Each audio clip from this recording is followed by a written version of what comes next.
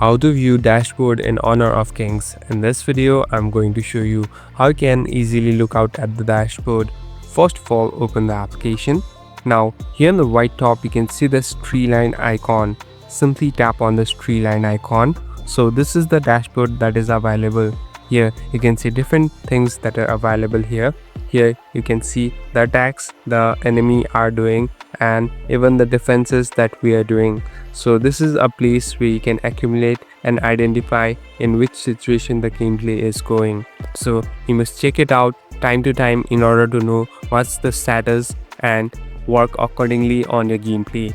Now you can simply go back and start playing the game.